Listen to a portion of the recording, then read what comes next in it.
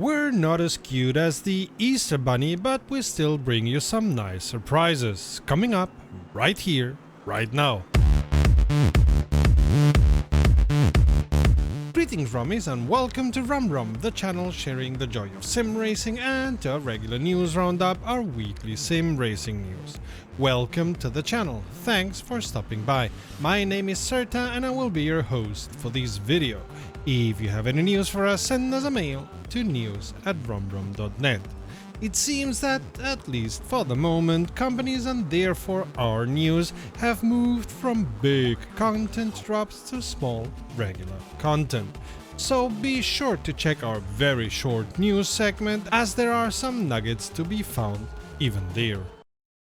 At the end of the otherwise rather boring Ferrari eSports Series 2023 presentation, Thrustmaster showed the Ferrari SF1000 simulator, which includes a Ferrari-branded Thrustmaster T818 base and the Ferrari SF1000 wheel rim. 2 rotary buttons at the tip of your fingers, 6 further rotaries on the rim and 11 further buttons, plus one thing we could not discern exactly if it's a button or a rotary. Plus an LCD display, 2 shifter paddles and what looked like an extra set of paddles, we suppose for the clutch release at the beginning of the race. Also, they teased the Thrustmaster Ferrari 488 GT3 rim, of which they showed a prototype which had 2 rotaries on the rim, 12 buttons and what seems to be a joystick emulator. Razer Studios posted an update of sorts in their forums on Monday, apologizing for the lack of update as promised, but provided us with a tantalizing reason, saying they are in the final stretch of developing something. With the post is a picture of the transition between the Nordschleife and the Südschleife, with some interesting annotations pointing attention to the gradient change between the 2 tracks. While Razer hasn't put a date on the release, they promise previews with their coming April development update, which we'll definitely be updating you about. Fanatec are back in business, not that they were ever not, but now they can once again deliver the GT DD Pro 5Nm in Europe, with other regions of the world following soon. As the name implies, the Gran Turismo DD is a PlayStation compatible DD system. Seems the ship from China arrived at last? SCS team is growing and now they have 2 teams working on special transports. With the 1.47 update, 2 new special transport routes will be coming to the truck simulators, one for ETS2, one for ATS, Barcelona to Vandalia and Truckee to Oakland. After a week of getting feedback on their release candidate, Studio 397 have published a rather extensive update of the release candidate with fixes to the HUD, making the grid and the pit marker easier to see with a specific shader, adding the ability to change the color of the text in the HUD, as well as adding throttle, brake and clutch gauge options to the HUD. In the settings page, they've also added a help text for the battery unit. The AI has learned to be more careful when close to other cars, when entering pits and when leaving pits. Further lessons about pits for the AI are also coming to fruition in this update. There's still some open issues which Studio 397 know about and we suppose are hard at work correcting. Remember, this is a release candidate, so everything and anything can break when testing. The link in a description brings you to our Discord, as we have not seen this update published anywhere else. While KW Studios had some issues on Wednesday after their scheduled downtime for the On the Edge DLC, which they said was because of some load balancing issues, tech speak for "we have a lot of computers for you to land on, but our stupid system sends you all to the same one." They also updated the sim while they were at it. Now you can add max rating and max reputation limitations to your dedicated server, and the GT4 and GT2 car classes got a physics overhaul and balance of performance adjustments, especially as they got the new cars. The Circuit de Charade got a classic racing school layout, and the developers added a default profile for the Thrustmaster T818. They also changed the ref light bindings behavior so as to allow third-party apps to switch them off.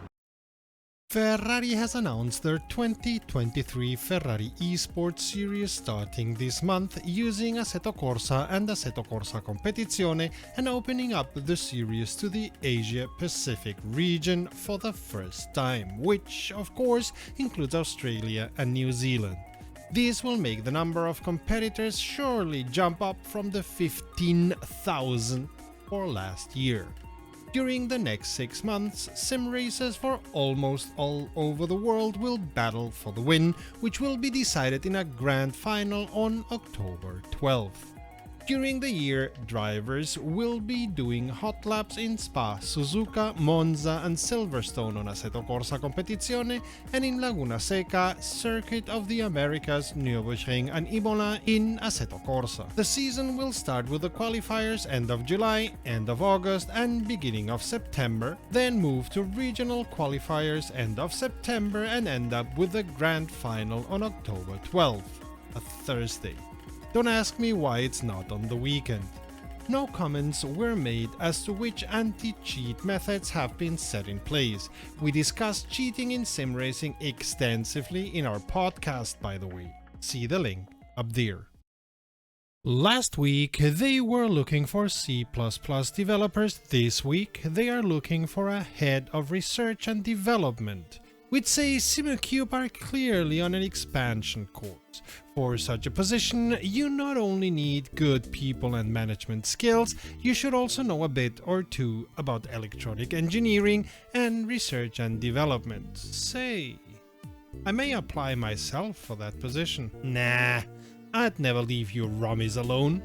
Also, they are looking for a person to fill a completely new position, that of people lead, in which you help the software and hardware developers realize their full potential. Something like a personal coach for each of the 13 people working in research and development. If you want to work for a cool company in a cool and cold country, the link to the job offers is in the description of the video.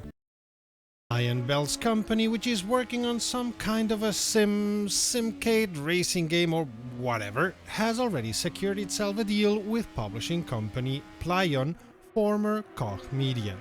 Interestingly enough, we see it in Munich, same city Rennsport has its seat, but Munich is a big IT hotspot in Germany, fizzling with thousands of startups, so this is not a difficult coincidence. It's also one of the top 10 cities with the smallest unemployment rate in the whole of the country at 4%. But I digress.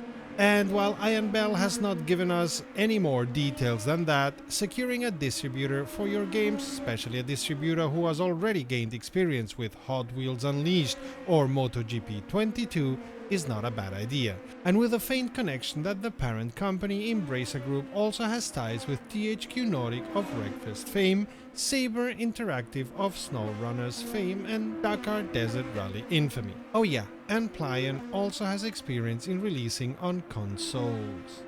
The plot thickens.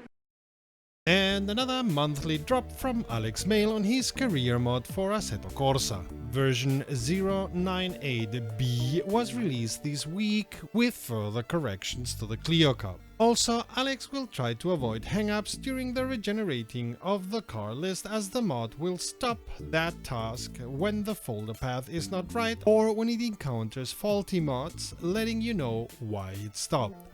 Alex has also made the usability of the settings page much better, putting even more care into categorizing the pages right. Also, you will be able to see the type of drivetrain a car has as long as the mod's data is not encrypted. And the prices are now more in line with real-life prices, as Alex checked around for those. Good luck finding a good price for a 1920s open-wheeler.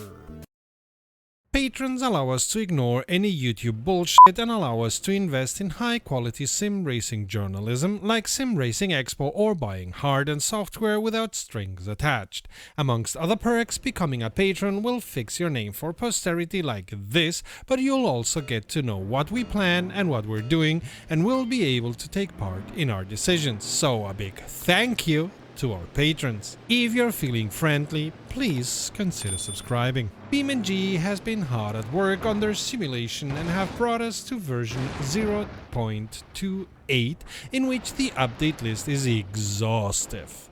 It's best to say all the vehicles have had some kind of update, with the ETKK and 800 series getting a large amount of focus. The ETK cars as a whole have had their engines updated and a new naturally aspirated V8 added to the roster. The ETK 800 and K series has received 2 new wide-body models, custom Rennspecht parts, and updated meshes, materials, and configurations. The ETK 800 has a new sedan body style, and the K series has been given a new racing wheel. The rest of the cars have had openable panels like doors, bonnet, and boot lids, as well as some minor fixes and patches around collisions and details, as well as a new debugging tool to allow you to see where a sound, like tire squeal or mesh interactions, is coming from. It's fair to say the Beam devs have been working overtime, as most of the maps have also been updated to one degree or another. The main focus of this update has been the automation test track, which has had new buildings, background environments, as well as all the materials close to the track. Well worth a look over when you're next in the sim. The change is startling. The game has a new statistics tracking feature which will help you keep on top of your time played in a map or vehicle, as well as your J-turns, rolls, and presumably more. The devs have also enabled mod vehicles to be spawned in garage mode, so now you can look over the cars before you beat on them.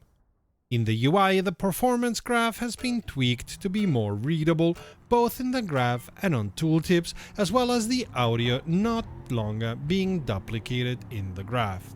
Several graphic settings have been updated to work correctly or had the names changed to make more sense, as well as several fixes to the UI, including the time trial start UI not working if you clicked too quickly. 19 new missions have been added across the open world maps with ground markers to match.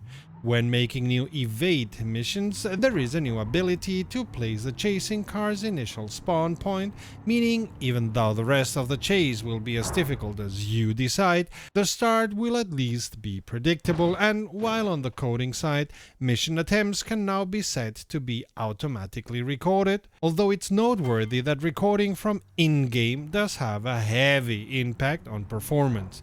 To help with that, the mission backend code has been cleaned up to hopefully make the process more efficient. Within the powertrain, the clutch has been sped up in manual cars when you don't have a clutch to use. The traction control shift prevention now recognizes all the wheels on the car, and fully manual cars have had the idle frames reduced, allowing for faster gear changes.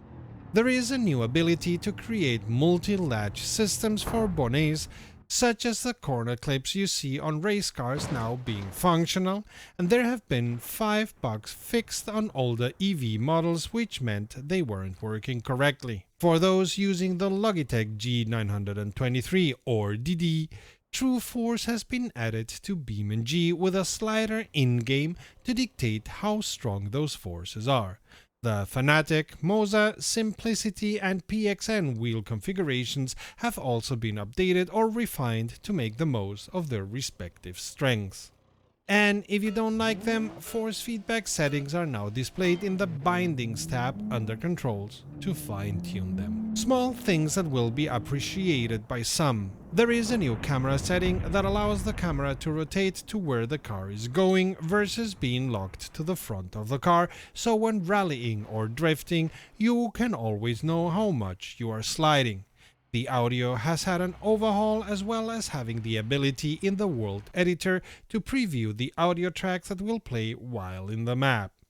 Glass will now break from objects hitting from inside the vehicle. The vehicle editor now has a hotkey to go directly to it and can now be used in post or live modes, although you cannot pick points on the car in static mode. The AI now uses ray tracing for environment-based maneuvers, so hopefully no more AI crashing into bollards as they try to turn around. And there is a new torsion beam debugging mode so that you can see what members are being stressed when and how to fix certain handling characteristics. Plenty more in this update. For the detailed list, see the link in the description of the video.